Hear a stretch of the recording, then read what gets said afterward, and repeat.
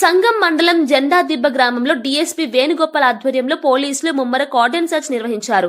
ఈ cordon search లో 2 సీఐలు, 8 మంది ఎస్ఐలు, 40 మంది పోలీస్ సిబ్బంది పాల్గొని ప్రతి ఇంటిని క్షుణ్ణంగా తనిఖీలు చేపట్టారు.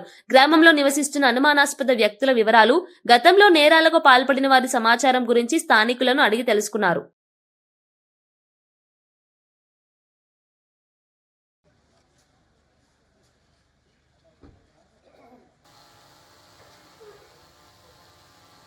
వాళ్ళు కూడా జైలు శిక్ష ఇచ్చారు. ఇప్పుడంతా ఇంతవరకు ఫైన్ వేసేవాళ్ళు 18 కూడా ఎవరు పడితే వాడికి ఇమ్మకండి. డ్యూకి ఇస్తున్నారు. ఓనర్ ఇంట్లో ఉంటాడు, లైసెన్స్ లో ఉంటే ఘాట్ ఇస్తున్నాడు. వచ్చింది ఇన్ఫర్మేషన్ ఇవ్వండి అని చెప్తే అవన్నీ వద్దు. అట్లా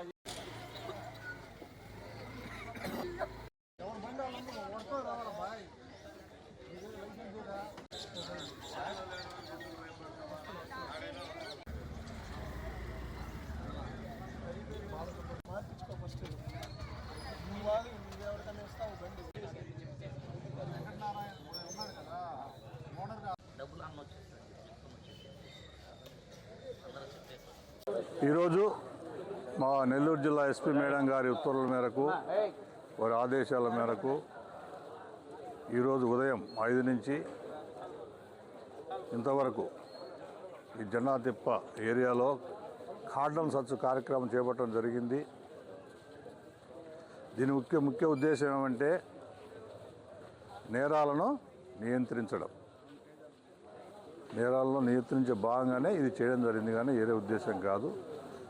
ఈ కార్యక్రమంలో మాతముడి శ్రీ గంగాధర్ గారు, సంగం శ్రీ శ్రీనివాసరెడ్డి గారు, మిగతా అందరూ ఎస్ఐస్, 8 మంది ఎస్ఐలు, 40 మంది పీసీలు అందరూ కూడా కార్యక్రమంలో పాల్గొనడం జరిగింది. అంతలకు సక్సెస్ చేయడం జరిగింది. ఒక 8 ఆటోలు, 56 మోటార్ సైకిళ్ళు కూడా సీజ్ చేయడం అయింది.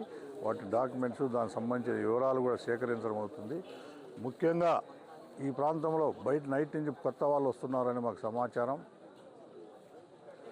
అలాంటి వాళ్ళు ఎందుకు వస్తున్నారు, ఏం చేస్తున్నారు అని చెప్పి తెలుసుకునేదానికి, అదేవిధంగా కొంతమంది రౌడీ షీటర్లు 4 కూడా కస్టడీకి తీసుకోవడం అయింది.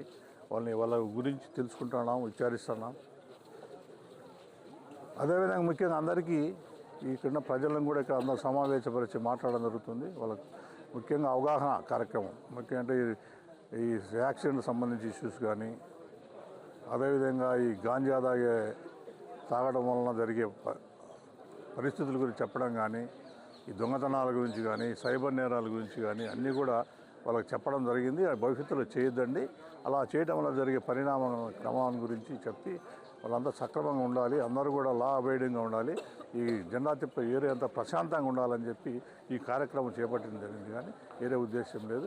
ఇలాంటి కార్యక్రమాలు కంటిన్యూగా చేపడతాం. ఎవరు కూడా ఈ నేరస్తులు కానీ ఎవరు కూడా నేరాలు పాల్పడితే కఠినమైన చర్యలు తీసుకుంటాం.